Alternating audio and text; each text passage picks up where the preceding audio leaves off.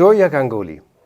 I'm so Hi. happy to have you here with me. We met each other last year in Biel at the Biel Chess Festival for the And first time. sorry for interrupting, but we went to prison together. Yes.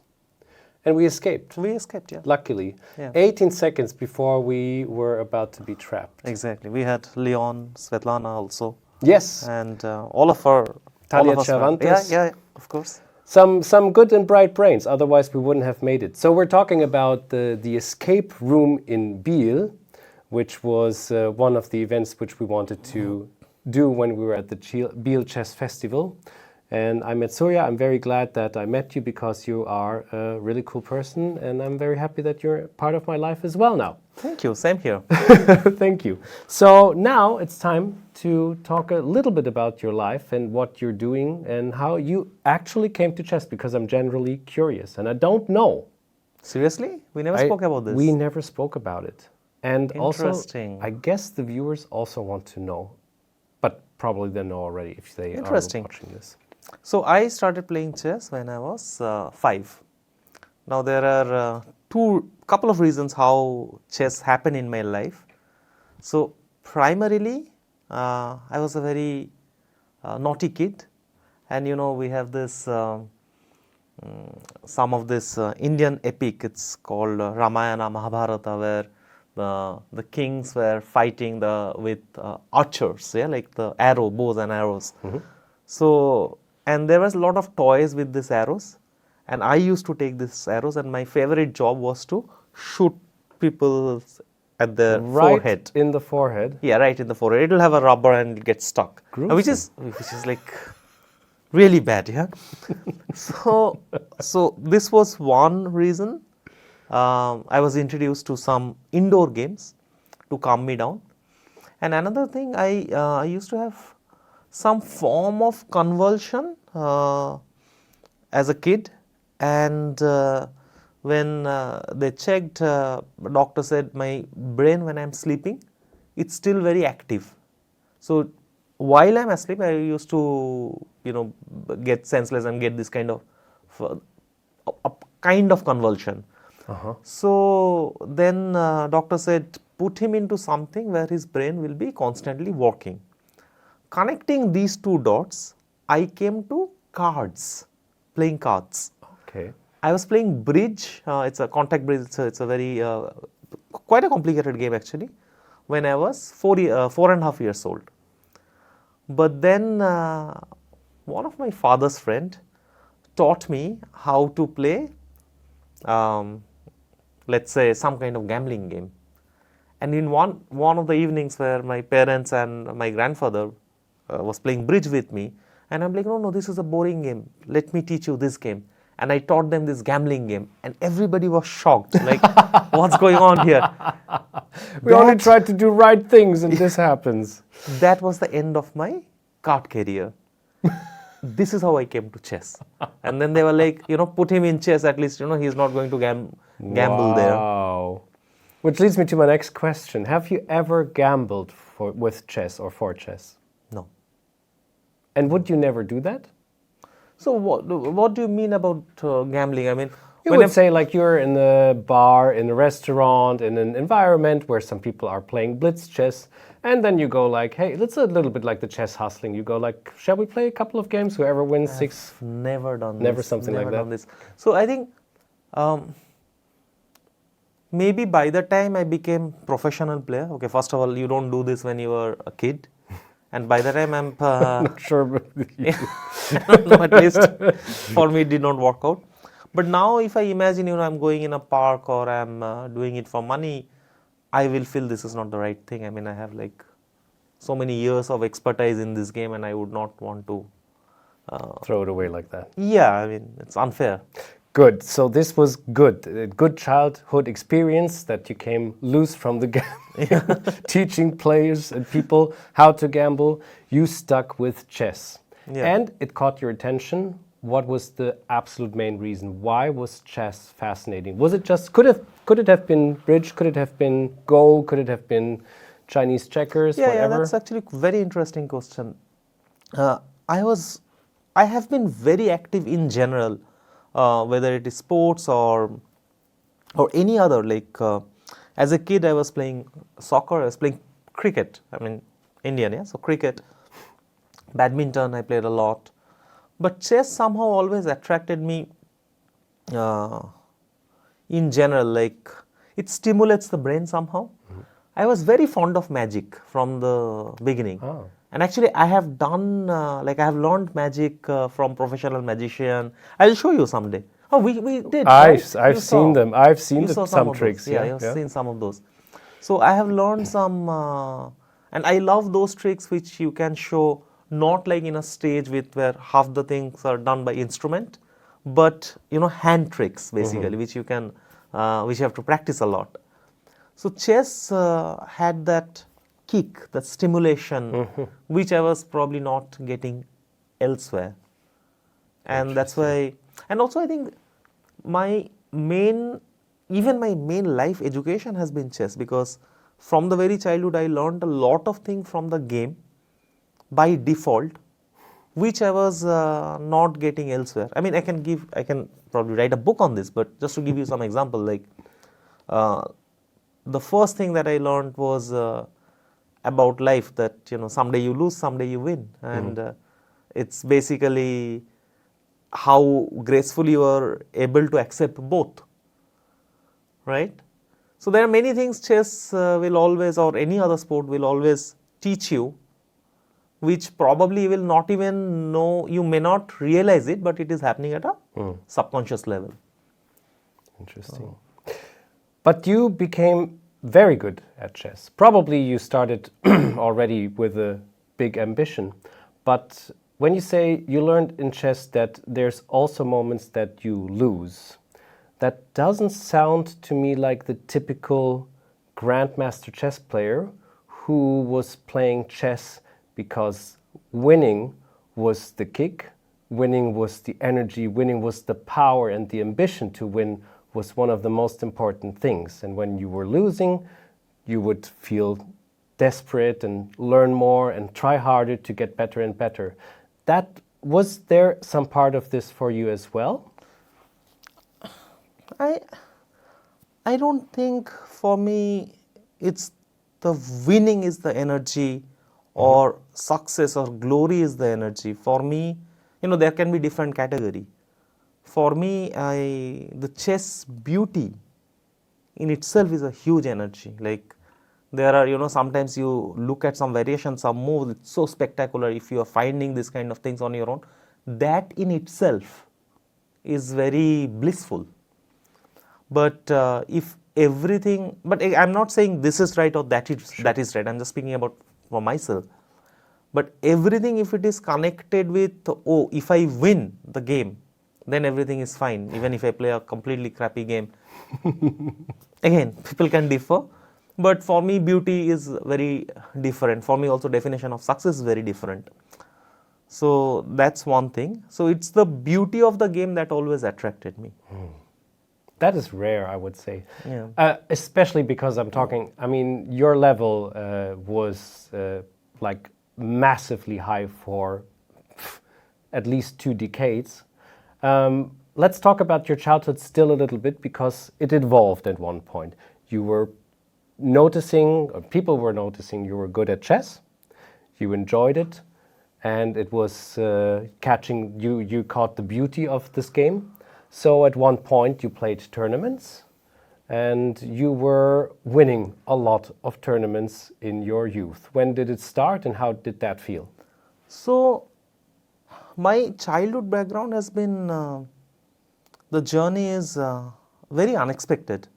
In a way, from the area I come, the family background, the financial background, we come from a very poor family, like, and also there are many other obstacles. I have a sister who is 4 years elder to me, and when I was 6 months old, in a tram accident, she lost her foot. So so she has to always wear the artificial limb, and she is an inspiration. If I look at her career, she has done karate, she has done, she's a swimmer, she's a gynecologist by profession, she's a dancer. So like her journey is again completely very different. And from the childhood, if I give you, I don't want to get into huge detail, but just to Sure. give you my childhood financial background, we did not have proper beds. I did not have a chair table. We were always sitting on floor. I was sleeping on floor. There was no shower. There was no basin. There was always this pipe. Water will come and you have some bucket, and that's how you take shower. I was traveling in train, in many times without tickets. You put a piece of paper and then you travel. So from there till here, actually, I don't know if you are aware, there's been a movie about my, We will talk, we'll get to that Yeah, for we will sure, get to yes. that. So as a kid, I got lot of attention because we are talking about 1988. I was 5 years old. I started playing chess and I started beating players. Now, if there is a 5 years old playing chess, it's completely normal, right? Now, okay, there is this new boy who is like 3 years old, Anish. Yeah. But in 1988, this was not normal, like a 5-year-old kid, coming and playing and winning tournaments. And to give an example how things also got younger, how chess got younger, when I was 8 years old, this became a national record. I won the India National Under 10, National Under 12. I went to Poland, my first foreign trip, and there I got bronze medal. By the time I was 11, I defeated a grandmaster. Yeah. I understand, like all the viewers are saying, what the hell he's saying? He's 11 and he defeated one grandmaster. But yeah, that's what I'm getting. I defeated one grandmaster, and this was a world record Yes. at that time. Nowadays, by the age of 11 or 12, players are becoming grandmaster. So that is how it has changed, in terms of Absolutely. age and everything. So yeah, I was I was very popular in my city, also in country, but as it was, like there was no sponsor, there was no money and so on. But yeah, it has been a fantastic journey. I can imagine. How did you then get to this? Well, at one point there was a decision in your life. Is this going to be my life now? Is chess going to be the thing I'm going to do professionally? Was it already starting in the youth? Were you already considering this?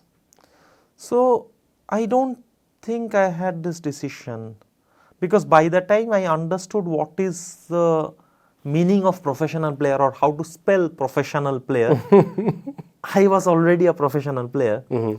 And from my parents, particularly my mother, from her perspective, it's there are certain things which decisions she has taken, which I don't think I will be able to take for Arya and for my kids.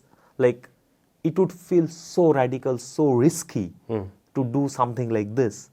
But I also get her point now, that she probably realized, considering the financial background, considering my environment, even the environment that itself was very violent, the area and everything, this was the only hope the family survives. So basically, the family survives if I do well in chess, because that's the fastest way to earn. My sister is on the path of becoming doctor, but how many years does it take? By the time she will earn her first money. And I am when I was in my teenage, I'm playing, and I was also doing coaching because I had to earn and I had to repay all these loans and so on. Wow. But it was very, very important that success had to come, or we had to strike.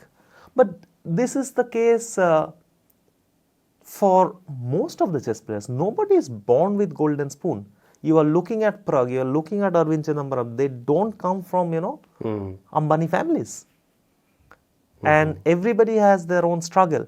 And also, let's not forget, let's say we are having this interview here, or maybe you are interviewing Prag. This is one out of many others who who were also in the same path, but maybe it did not work out for them for some different reason. And I don't believe that it is only about hard work or talent.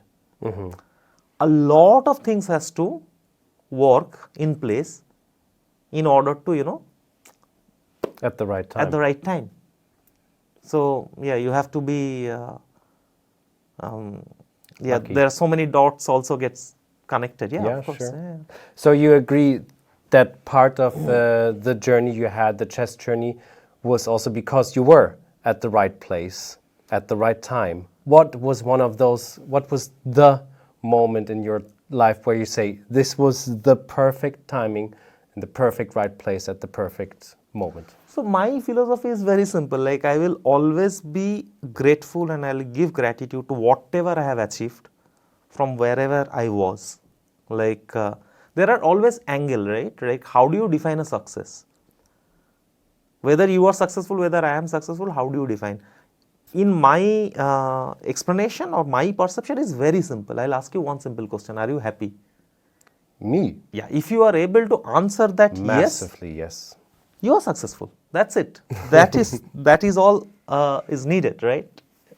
Now, how do we, let's say, for example, this whole journey, how do we see this? So my philosophy is, whatever I have achieved, a lot of things had to work. Lot of people helped. I have gratitude for all in this area. And whatever did not work, right? Like, when a kid is playing, like, for example, Gukesh, whatever he has achieved, it's one of the dream for every chess player out there, right? But only very few can get there. So whatever I got, yes, I'm grateful to others, but whatever did not happen, I'm not going and saying it did not happen because XYZ did not work at that time. That is on me. That has to be on me, because it's clear that at some point, maybe I did not work enough. At some point, maybe the focus was not enough. Maybe So something else was not You're enough. taking responsibility. For your failures, yes. But when it comes to success, you just cannot take it alone. This you cannot say, what? I won. I'm winning because I'm working, or I'm talented, or whatever. Oh, it did not work. Oh no, I did not have money. No, all these rubbish things are not working. It's actually other way around. Okay, so now I need to ask you, because you are clearly thinking a lot about life, you have a own philosophy, or have gathered a philosophy from a lot of other people. You were obviously talking a lot about those things and thinking about those things. Did your parents help with this, or where did this curiosity about life in general come from? Can you explain? Initially, I would say no, I was not thinking in this way. It was also, I did not have the luxury to think like this, because it was simply a matter of survival. Sure. At some point, I was playing tournaments. If I don't win the tournament, I don't repay certain amount of loans. If I don't do X number of hours in coaching, I don't get this money, I cannot feed. So this came later. So this came much later. I would say travel, exposure, and in general, I'm a very curious person. And also meeting a lot of people. I think this helped a lot. Particularly later, when I started working with Anand, I think this was another change in my personality. And because working with Anand, it was just not about Anand. Of course, he himself gave me a lot of things. Like, I'm not even talking about chess, or financially I got to better place, or not this kind of part. Yeah, material parts aside. Yeah, not the materialistic part, exactly. But even as a person, you can learn so many things. And then it was not just Anand. Through Anand, I was meeting this, the Anand team. I met so many players, so many people. And I think that with time, changed the perception. And once you have the ability to think independently, which is a scarce, I feel nowadays, you are not following blindly, but you are simply you are capable of thinking, and you can ask why. and reach your own conclusion. Whether it is right, wrong, that's a different issue. But you are able to think independently. This itself is a great quality. That is a great quality. It's very rare, as you said already, and it's getting rarer and rarer. Yeah. And you are trying to push in a little bit to maybe make people think a little bit more about themselves, others, and what they're doing in life. Talking about Anand, you were obviously his second for many, many years. You've been working together successfully as can be. And he also mentioned many times what a joy it is to work with you because you're diligent and you're giving a lot of power into all of this. How did you even meet Anand at the first place? First place, there is a very nice photo. I have it in my wall now, like in my house. This was 1992. Anand won the Reggio Emilia and came to Kolkata to play in Goodrich International Chess Tournament. And I was like 9 years old, and we had a photo, and in paper it came that Anand had to bow to Surya because he's so tall and I'm like tiny, and I had to put flower. I was there and he was like this, and that photo is still there in the wall. So yeah, for Anand has been a role model, just like for billions of As people, for many people. For many people, yeah. And he has always been a hero. Now, so one part was worshipping Anand, or looking at Anand like, oh, this is the guy, he's the world champion. But that is more like, fantasizing him basically. Like, yeah, this is where you want to get. But I think at that point you have no idea about the person. You have no idea about his chess strength.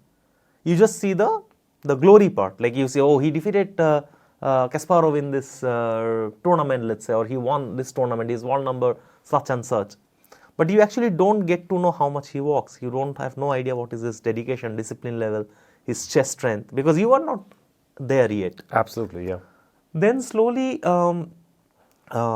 as my chess strength improved, of course, my idea for Anand got better and better. Because the more stronger you get, you actually understand how strong he is, right? And then I met him in Kolkata.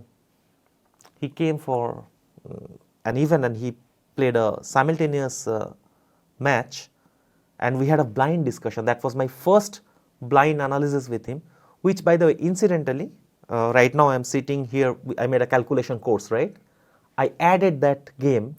Nice. And this, including this blind conversation which we had, and that gave me an idea how deep, how fast, he is going into a variation, let's say. So after this conversation, one day I get an email from him out of nowhere, and it is also the time when I was playing only 2 openings from black side. If my opponent plays d4, I will play Queen's Gambit, accepted. If my opponent plays e4, I will play Archangelsk. I did not know anything else. I became grandmaster like this, and Anand used to joke that my entire house, the bricks are written, Archangelsk. I made my house apparently only with this opening because I did not know what else to do. Yeah. So one day I get an email from Anand saying that, Surya, do you want to work on Archangelsk? Probably he also did not know what else. This illiterate, what will I ask him? I heard you know it quite well. Is this true?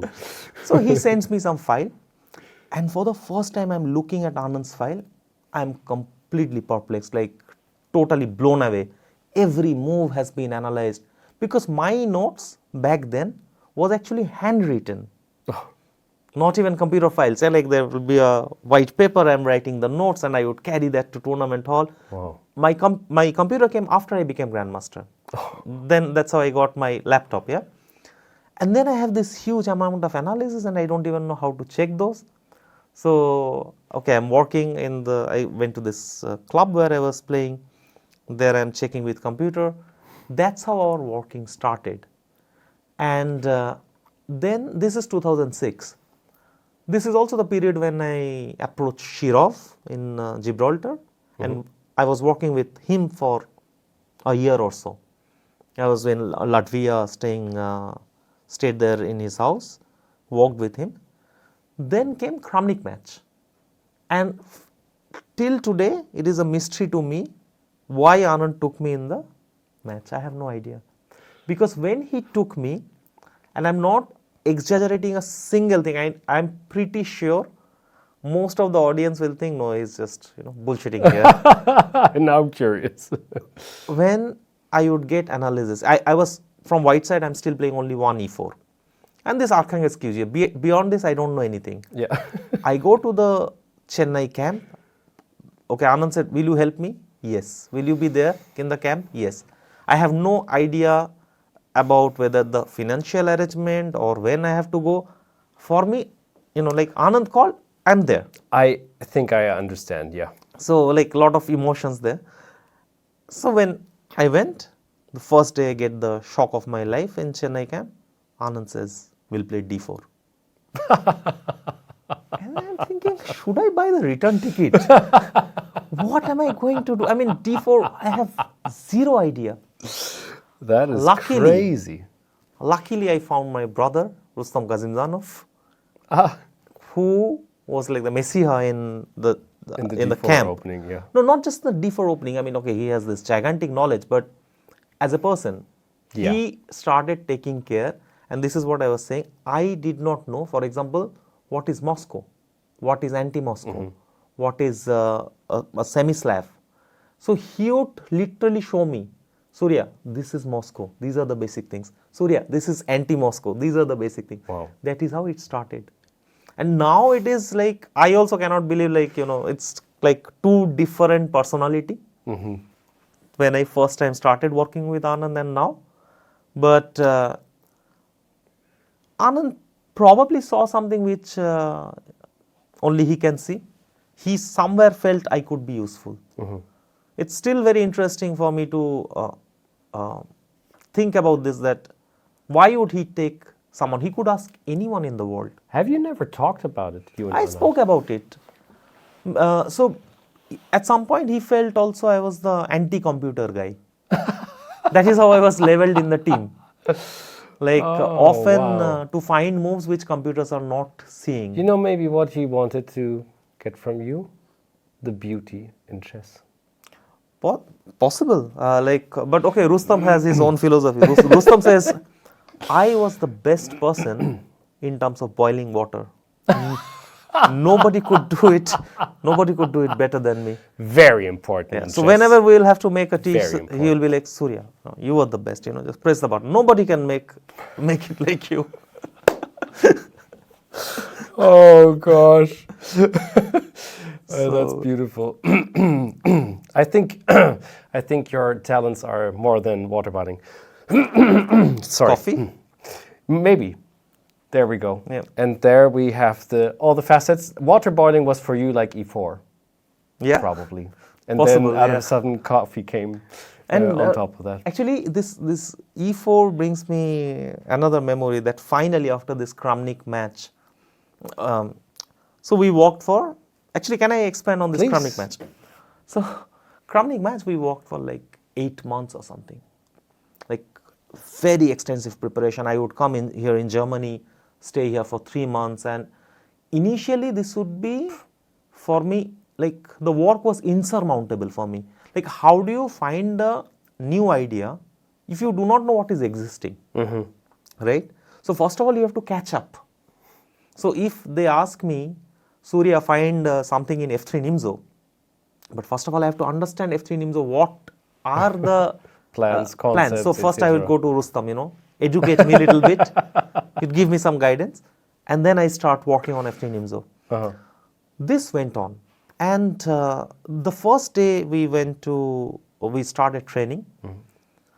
Okay, it started very casually. We started like 10:30, 11. I was like, okay, 10:30, 11 is good. I can manage that. It ended at night 1:30. I thought maybe first day, like no, it cannot be like this. Second day, same thing. Third day, same thing. It goes on and on and on and on every day.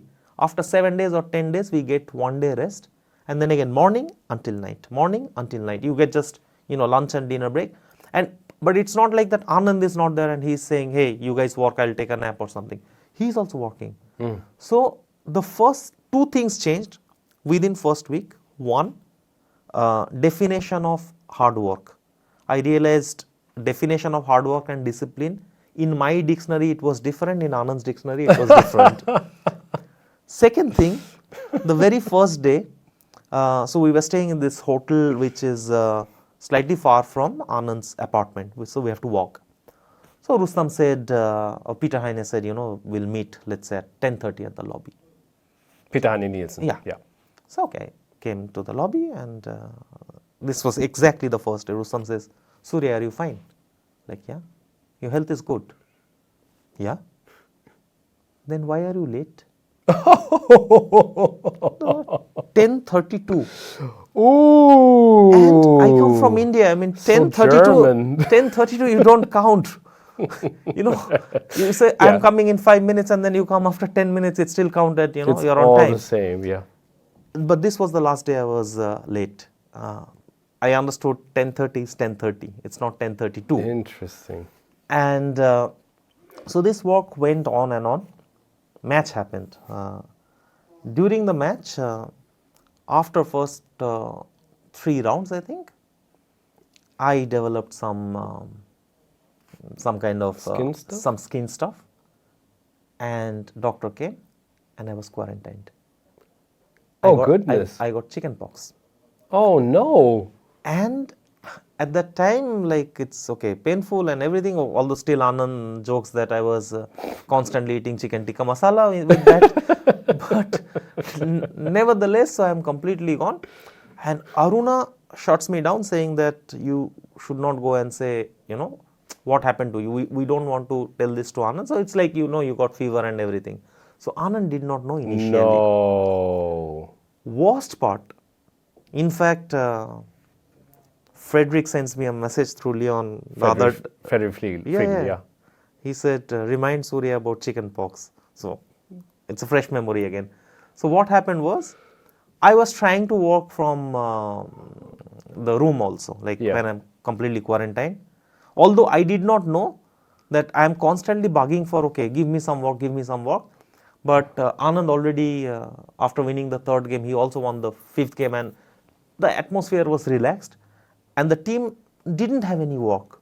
So at some point, Rustam was sending me his personal repertoire to check it. I'm sitting and working. Oh, wow. But nevertheless, so match gets over. Guess what? Anand and Aruna gets chicken pox from me. It's so lucky that it did not have during the match. Yeah. If it would have been during the match and Anand loses because of this, gone. It's fascinating how the body, it seems to be a thing, and I don't know if anybody can prove me wrong about this, but there's this time where you need to stay healthy. So right after whatever happens, you get so sick. Because the body was really fighting. I don't know if it's a thing or not, but I hear this so many times. So. Oh, goodness. Yeah, the answer went too long, but I think it's still entertaining. No, it's a very nice story indeed. Let's talk about you a little bit more, because, of course, you were at one point Grandmaster. You won 40 gold medals, 21 silver medals, 6 bronze medals. Do you have an own room for trophies? Was it actually an initial question? Yeah. Actually, Sagar made a trophy tour. Surprisingly, I actually have, even compared to players who are much higher rated than me, often I have noticed that I have more number of trophies, but that is primarily because I was playing a lot of open events. Yes. But even in India, and as I said, many times it was matter of survival. Yeah. So I actually won many tournaments. Whether it's an international open tournament or national level open tournament, I was winning a lot of tournaments, of course at a lower level. But still, that's how... Still, to be the favorite in a tournament is often very, very, very difficult. I also think so. I think winning a tournament is always, it is a different thing. There are even many top players, many strong players who are really strong. But when it comes to winning a tournament, That is actually a different attitude. There's very few who can pull this off like Carlsen, Yeah, for example. exactly. Yeah. Like winning tournaments. Yeah, it's that's a very different thing. But you played so much. You played tons and tons and tons. You said this was born out of the urgency, of course, to survive. But at one point, there was hopefully or probably not that urgency anymore in your life, right? I think after I started working with Anand, then it was that time when things started to settle down. So you played less tournaments after that. No, I was playing tournament because out of ambition. Yeah, like I also. That is exactly. This is what I wanted to get through because as I said, the trophy collection is gigantic, and you were playing and playing and playing. And at one point, it wasn't even. It was like not you needed to survive or something. You played it because of ambition. You had fun. What was the fun part about traveling and traveling and playing and all of that? Two different aspects actually. So one is to get better. Of course, this is the primary goal, right? You want, if like for me, if I am playing, I want to see what is my best. Have I reached my peak? Can I produce something better? And you weren't worried that you would lose rating points, and because you were just like playing and playing so much.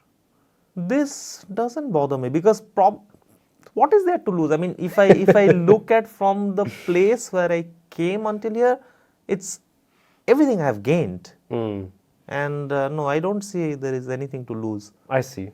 And what was the second aspect? So one was primary aspect is you want to get better. And then second aspect is when we are speaking about, you said traveling. I don't see this as something obstacle. For me, actually, this is a very important factor. In fact, if I can fast forward to today. Sure. We were having this conversation, and recently I was thinking I'm into so many different things. I'm still playing. Yes. I was coaching with it, like among strong players. I also have many other individual students. I'm doing these chessable courses, ChessBase course. I have my own training platform, ProChess Training, with 45 coaches, many students. There, so like a lot of activities are going on. Indeed. Then, of course, family, kids. And at some point I was thinking, which one is primary? Which one should I... or what should you put the most value into, right? Yeah. And then I made this hypothetical question to myself that if I had unlimited amount of money, then what would I do? And what was the answer? Yeah, so then the answer was, I would only play chess actually. Like I will just play chess and I will still continue ProChess training. Wow. Because it's the baby. This is something that I founded with Ramesh and Magesh. Yeah? But apart from these two, I would not. So this then basically it immediately meant, although whatever I'm doing by heart. Like even this course that I made here, it's by heart. But we can say whatever we want, but the primary goal is money. Because if I had unlimited money, then maybe I will not do it this way, I will do it a different way. I see. And then it's like, then at least in your thought you are very clear, right? So then I had another conversation with one of my friend, and he pointed out very interesting thing which actually made me think. So I said, yeah, I will continue playing. And then he said, yeah, that's very good, but would you continue play like because of the love of the game if every tournament is happening only in Calcutta, in your city, or online?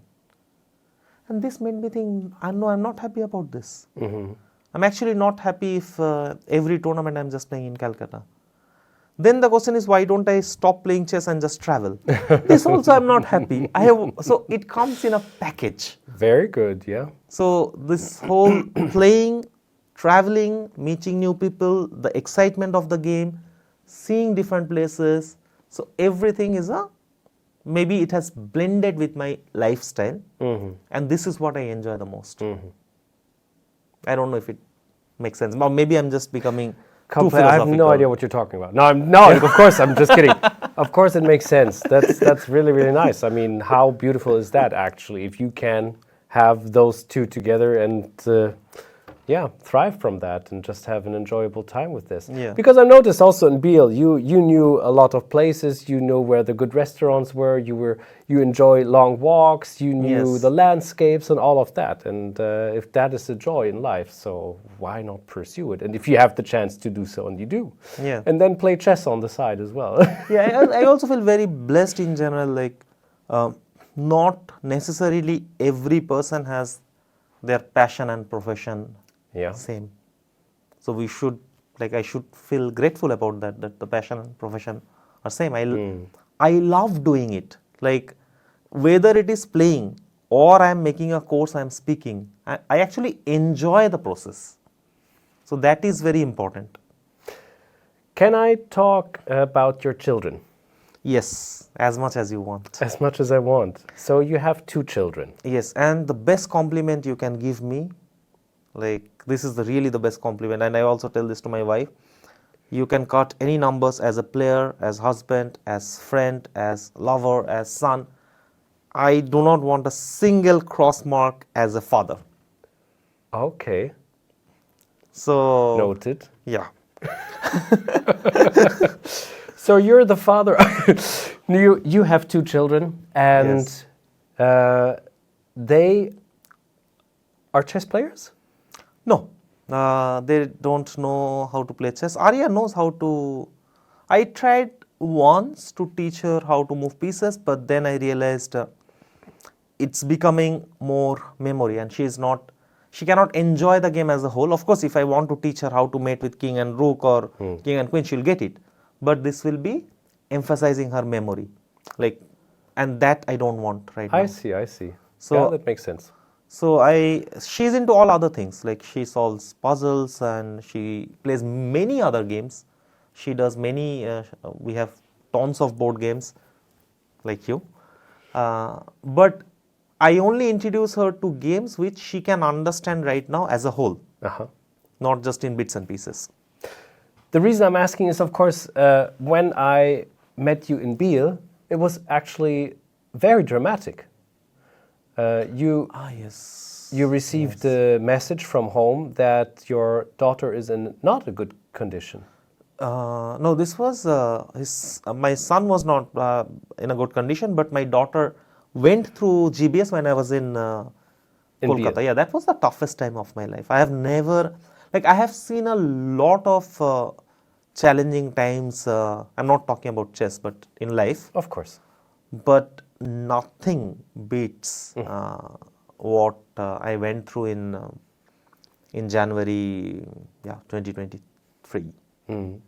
Is it okay if you can talk a little bit about it? Oh, absolutely. And not only I want to talk about it, I would emphasize everyone, just Google Surya Arya, my name and Arya. You will get a ChessBase India interview by Sagar. Yes. Exclusively done in this GBS. And I would humbly request to everybody, no matter, who you are, what you are, go and watch that interview. I'm not looking for any sympathy. I'm not looking for any words from you. But I just want to make you aware that my daughter survived because we were lucky that the disease got detected at the right time. Now, I'm pretty maybe some of you know about myasthenia or GBS. But so far, with whomever I spoke, unless they have a medical background or in some of their friends or relatives had this GBS or myasthenia, they have no clue what are these. I wouldn't have had any idea as well. Yeah. We did not have either. And the only way is early detection. So please, if at least have a look at the interview. If no time, ask ChatGPT, do Google. But I would say, go through the interview if possible. I will add it into the link of the article, obviously. Yes. I watched it myself, of course, last year. Yeah. And I think this sums up more or less the story about... Basically, yeah. I don't want to repeat everything that I said there, but it's an autoimmune disease.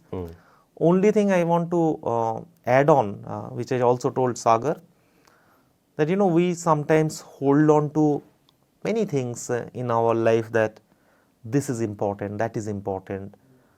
Like you were speaking about the trophies, whatever I have achieved and so on. Sometimes we exaggerate whatever we have, right? Trust me, at that moment when I was going through this, somebody tells me, Surya, give away everything. Give all your money, give all your property. You wouldn't think for a second. Nobody will remember you ever, rest of your life. Yeah. You will be on street. Trust me, I will not blink my eyes to, do this, just to get back Arya. I'll not blink. So then you understand what is important in life and what are real problems. Once you actually get into actual problems, then we realize 99% of our problems are imaginary. We cook it here. In fact, I have another philosophical story. Please. But I could talk but we've done it already, but go for it, please. Okay. So once, just like this Arya thing, once I was playing in French league, and in Calcutta, we have this, it's beside river, so we get this river fish, and from very childhood, we are eating fish. Like Arya eats fish, Ahan eats fish, and I was eating fish, and this fish bone got stuck in my throat. I told you this story. Yes, I know, but tell it again, please. Yeah. So it got stuck in my throat, and but this is something very normal. It's nothing abnormal. It has happened many times, and we swallow some rice or put some bread, swallow it, it goes. Yeah. Banana. So tried those things, but somehow it didn't go. Next day I have flight. So then in my house they said maybe it went, maybe the sensation is there. Okay, I thought, okay, let's sleep. Next day morning I'm taking a flight, Dubai and Dubai, Paris. Sitting at the flight, I realized something is wrong. I cannot, tilt my head to left. So then I thought, in flight I got the internet. I started reading what are the other options. So they said sparkling water is good, try marshmallow. Whatever was available in the flight, in Dubai airport, I tried everything. It did not go. Landed in Paris. One of my friend, very good friend, came to pick me up. And I thought I'll tell to him, but by the time I reached his house, first time I am going to his place, it was very far. And I went there, I saw he has like 3 kids, there are 2 dogs, 2 cats, and at that point I felt it's night already, 10 o'clock or something. I said, I cannot now ask him, I cannot ask this person, take me to doctor. So I'm sleeping. But again, I cannot move on one side. Next day, I have to go to French League. For the first time I'm playing French League, this team owners and everyone I'll be meeting for the first time. I took a train and then reached there around, 3 o'clock or something. And I was expecting, now I'll go to a doctor or, talk to them. And there we realized that they had some problem with this Airbnb owner or whatever, and there was some shortage of room. And I realized they're really good people and it's a genuine problem. So I cannot, it's not that they're trying to do something wrong. So waited, and then by the time I got to my hotel, it was again very late. 3 nights I am sleeping on one side and this throne is stuck there. Next day morning I get up, round starts at 2:30 or 3. I realize this way it's impossible, I cannot play. What to do now? I have checked everything in internet. We cannot go to doctor. And first time I got enough time to be alone and to find something different. There is this big mirror. I am taking my tongue out and seeing in the mirror. Huge bone is sticking out. With mobile. And then by then I realized one thing, the bone must be stuck diagonally. That's why it's not going down. The more I'm putting some stuff, it's hurting. Then I saw on this side there are some white speck, but it could be the saliva. I drank some water, spitted it. Things are moving, but there is this one tiny speck, white speck, which is not moving. I figured, this must be it. I put the hand inside. Only the tip of my middle finger touches it. It's not enough. I cannot take it out. At least, like the nail should get there. What do I do? I'm thinking, so okay, doctors say cannot go, everything I checked, food is not helping. What do I have? I have a scissor. Do I put a scissor? No, this I'm not going to. I'm not that cracked yet. Then I thought, there is one idea. So I use this brush, this Oral-B, which is automatic, which vibrates. I started to think, what if, because the brush will enter, like all the way. And then if I press it, it will move. And there is a good chance the fish bone might come out. And what worse can happen? Like, it's not you're putting a scissor, it will vibrate, it cannot injure you so badly if nothing is there, Okay, let's take a chance. Took it, pressed the button, it pained so much and blood came.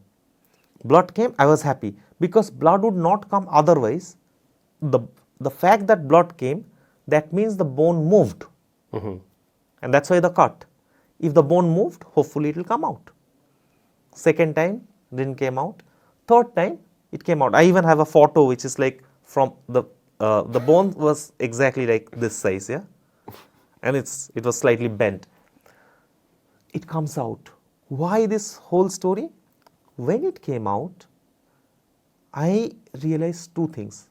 First, I have got such a soothing voice, like so beautiful, like I can sing. And then I realized, no, this is my normal voice. It's just that I did not have the gratitude. I took it for granted. The fact that, I can see, I can sing, I can speak, we take it for granted. So this was the first thing I observed, that everything that we have in life, we take it for granted. We don't feel grateful. Second thing, and I'm not, not even once this thought came to my mind that I have any other problems during these 3 days. The moment this bone came out, one of the thought came to my mind, oh shit, whom am I playing today? What is my color? What opening will I play? And then I realized I was not thinking about opening. I was not thinking about any personal issue. I was not thinking about any professional issue. I had only one problem in my life, the bone. Yeah. And then that led me to another thought, which again in the earliest time also it was same.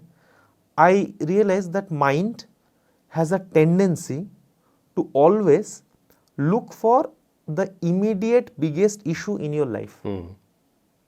Whatever it is, it can be your current position, it can be your rating, it can be your work, but mind has a tendency, you solve that and keep, if you are not working on mind will again find some issue, oh this is not working. You solve that, oh okay, that is not working. Yeah, this interview just is becoming way too philosophical. I like it. That's a wonderful interview. I'm enjoying this big time, and I'm very sure that the viewers are doing the same. A couple of more questions I still have, because of course their problem, by the way, sorry, their problem I think is their current problem is when this interview is going to end. No. They can always skip to a new video. It's no problem at all. Luckily, the world of YouTube has this ability. Yeah. What's your next question? The movie. That is actually, sorry, still recovering from a long cold I had. The movie is coming out about your life because it is quite fascinating. It's already out, or yeah, it's already it out. Is already it's out. Already out, yeah. You told me the first time about it in Biel, yeah, and I think it wasn't out by then. No. So it just came out very recently. Of course, I'll add the link to this as well. How did that happen, and what is going on there? It was very nice. It was a very nice journey in general. So of course, making a chess movie is also very difficult from director's point of view, because you cannot show the thrill, you cannot show the action part properly. Like, how do you describe a very tensed moment in the game?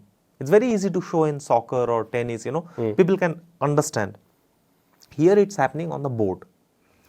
And also, there are so many events from my childhood to Grandmaster. That's what they wanted to focus. But in terms of having the child actors, they decided they will have only 2. So the movie focuses, let's say, the age between 5 to 7, and then the teenage. And of course, there are a lot of fictions and so on. Sure. But overall, the journey has been very, very, very nice. Although I must admit, when the director and producer, they came and they said, we want the chess part to be completely authentic. So yeah, absolutely, So I some of my friends were also there throughout the shooting. So all the positions are very authentic. Every position that has been shown, and there are like probably 50 positions shown in bits and pieces. Original games? From my own games. I wanted to have it exactly until like my 5 years, until I became grandmaster. But this I could not produce. Yeah. Because the script demanded, the director demanded so many things, like the final game has to have many piece sacrifice. You have sacrificed your queen, you have sacrificed this, that, and then finally mate is happening, and like this there were many things. And then I realized I did not play so many games, so I had to include some of the recent games also. But throughout the movie, all the games are mine, and overall experience is very good. We saw the shooting, and we were there from I was there from the film promotion and everything. It is now being shown in the flights also. Nice. Yeah, so that's quite interesting. But did somebody come to you and say like, Surya, your life is really fascinating, let's make a movie out of this? Or how did this even start? Yeah, this was amazing. So 2020 I got a call from one of the most famous director and producer in Bengal, Shiva Prasad. And he said, I'm Shiva Prasad. I said, yeah, I've seen your movies and all, and we in our house we know who you are. And he said, can you come and meet me on 2nd January? I said, yeah. And then that time he said, I want to hear about your childhood story. Of course, I realized he wants to make a movie. That's why he's inviting me. So this 2021 January was very special. 1st January, Pro-Chess Training was launched. I see. By me, Ramesh and Magesh. 2nd January, I went and met this director when he heard about my whole childhood journey, and then he said, you know what, we can make a movie out of it. Nice. And 3rd January, Arya was born. So this was back to back, a lot of nice different moments. things. Yeah. There's another nice moment which happened very recently. When we went to another escape room together with Leon Mendonça, because it seems to be a thing now. And I think wherever we meet in a different country, we have to find an escape room and just solve it. But you mentioned to us that something very beautiful happened at home. Yes, I missed it completely, and I'm actually very sad about this part. That how did I could not witness this live. It's part of the life you're having after all, but it's still very beautiful. Yes. Your son started walking. Yeah. And he started walking so fast. Like he was walking, somebody will hold his hand and he will try to walk. But now he's walking, and he's walking like really fast. So when I go back, and you know what is the best moment nowadays in my life? Like this is unbeatable, because I know this particular phase will not be there, like very soon. I'll blink my eyes and this will not be there. So no matter at what time I'm sleeping at night, like maybe I had some late night work and I'm sleeping, maybe I'm very tired. Morning, the first person, of course, my Sudeshna barely sleeps because Ahan is still under breast milk. Yeah. So Sudeshna is most of the time awake. But the first person who wakes up is my son, Ahan. And the moment he wakes up, he will first see where is his sister. So Arya is sleeping beside me. He'll try to wake Arya because he wants to play. And then I hear the most magical word. Nobody has, like apart from these two. So Ahan will look at me, Baba, Baba. Only this he can say, like Baba. And the way I wake up from bed, like the energy I have just to look at his eyes, and then immediately Arya will wake up. It's like a Right now, it's like a festival every day. I like that a lot. We end this interview. 2 more questions I have. What courses did you actually do here for ChessBase? Can you please emphasize a little bit on that? Sure. So, Something with a knight. something with, yeah, not this night actually, it's this night. Oh, yeah. Yeah, I did on Ragozin. So I wanted to do some courses on for ChessBase. First of all, solo. The last one I did, I enjoyed it a lot with Sagar, and I wanted to also have this experience to have a course here. I heard a lot before how smooth it is and how easy it is. And first of all, hats off to the team. It feels like, so relaxing, so chilled out. I just come here, have my coffee, and everything is ready in the studio. You get the money later, don't worry, it's fine. Yeah, I'm pretty sure it's not just the coffee. I'll get some money. Yeah. This we said. I have been very transparent with that. So I did. That's very nice to hear. Thank you. I did one course on Ragozin. So it covers everything after you play Ragozin. And then I wanted to do some other course apart from opening. And I think with Pascal, I had a email conversation which was never ending because we were discussing on a lot of topics. And, then we finally came to the same conclusion that calculation will be nice.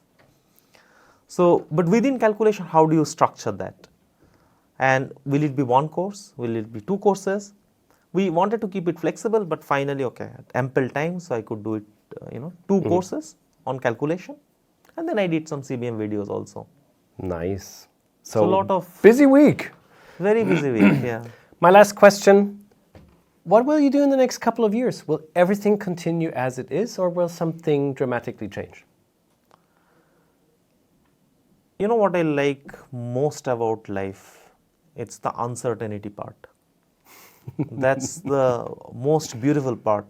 Like, even if I just look at my own journey and everything, whether it is with kids, whether it is RES, GBS, or my career, family, friends, everywhere, even if I look at life in general, I cannot possibly predict. And I love this uncertainty. I can say, I can plan, I have such and such thing, this is how it will go. It will not go that way. Something else will happen.